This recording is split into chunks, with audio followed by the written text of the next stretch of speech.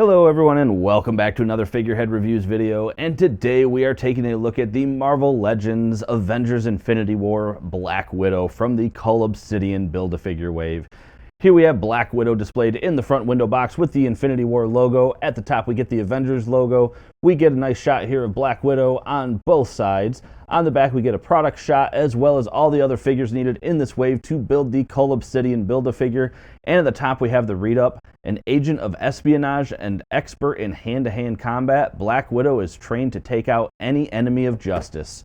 And at the bottom we do have the UPC code, so you can check with your local retailer to see if they have this in stock. But enough about that, let's get this open and take a look at Black Widow. And here is Black Widow outside of her packaging and sporting her new hair color. And yeah, really cool figure. And some really interesting things they did with this that we haven't seen with some female characters. The vest that she's wearing is something that we haven't seen on a female figure. The holsters are actually kind of interesting, how they did that, where they're connected to her belt.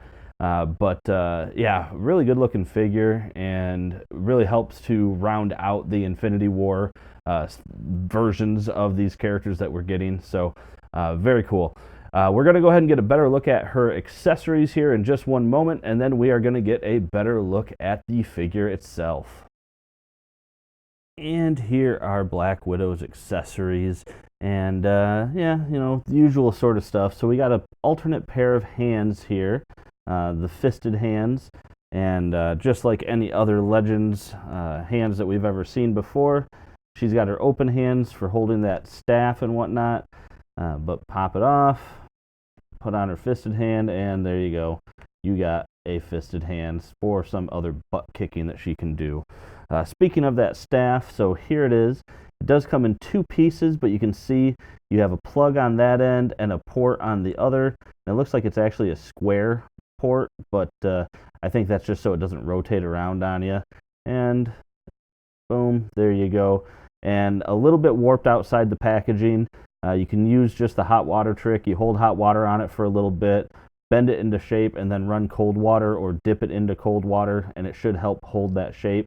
But you can use this either as a staff, or you can take it apart like I had there in the opening shot and have it as two different batons.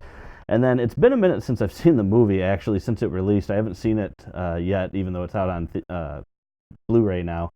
I couldn't remember what the heck these were, and I think, I'm not even going to look it up, but I think they're tasers from looking at it. I don't remember if tasers were a big part of her character there, but that's what they look like to me, is just little itty-bitty tasers.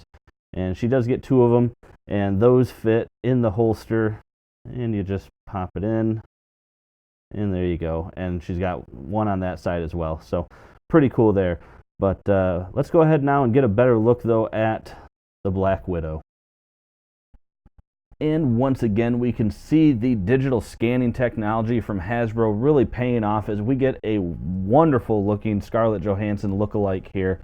Really well done, really well painted, and probably one of the better looking representations of the MCU Black Widow that we've seen. As common with some of the female figures, you got a little bit of a gap there at the top on the hairline at the forehead. And with that digital scanning comes some of that weird painting look when you get really up close.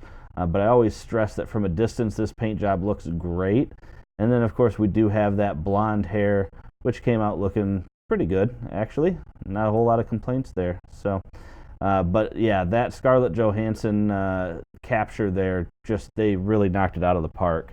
Going down to the rest of the figure, I mentioned that we had something unique here with these figures, or with this figure, and that is the inclusion of a vest.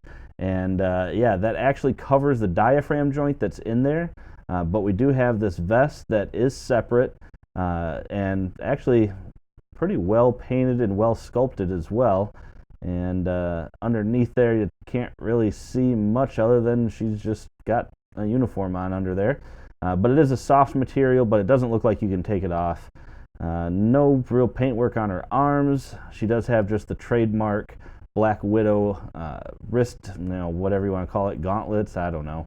But that is very much her look there with the, I believe she shoots stuff out of them. I don't know, it's been a while since I've watched the movie, like I said.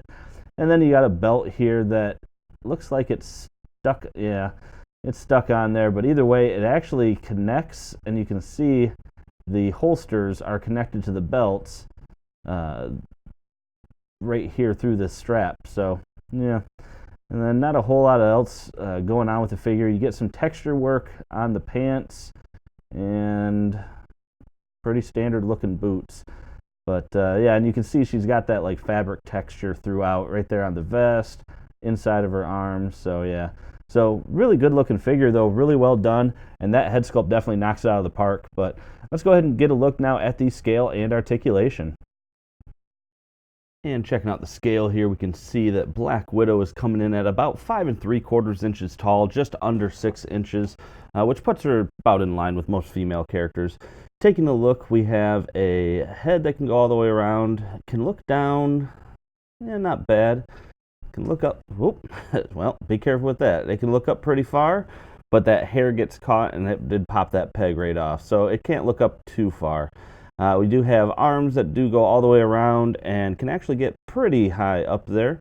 You do have a single joint at the elbow that can rotate, and then you do have a hinge and rotation. Boy, there we go. A hinge and rotation at the wrist. She does have a diaphragm joint underneath that jacket, which gets you some decent rotation, but because that jacket is there, you get a little bit back, but you can't really get much forward. Oh, and look at that, I actually popped the seam. Apparently there is a seam underneath there. Interesting. So you probably could get it off if you want. What do we got under there? Oh, hey, look at that. She's actually got her Black Widow emblem there on her belt. That's actually pretty cool. So continuing on though, so we have legs that can go apart about that far. The belt doesn't get into too much trouble there because it does move with it, so that is good. You do have a thigh rotation that also that belt doesn't get in too much trouble. You just won't be able to go around. Legs can kick forward that far, can't really go back at all. You have double jointed knees, and then you do have a hinge and ankle pivot. But I wonder if there's a way I can get that off without causing too much trouble. Yeah, so I messed with it for a second. All I had to do was take the head off, and then you could basically slide the jacket off, and that's actually pretty cool. We get the unjacketed version, and yeah, that's actually really cool. Articulation, then she can go back further now, but still doesn't go back or go forward much, but I actually think I kind of like this more without the jacket on. That's pretty cool. And for a quick comparison, here is the entire Cull Obsidian wave standing together. You have the Infinity War, Thor and Black Widow, Ant-Man and Wasp, Cull Obsidian in the back, Malekith, and the Black Knight. And here is Black Widow standing next to Proxima Midnight from the first Infinity War wave. And here she is standing next to Steve Rogers, Captain America.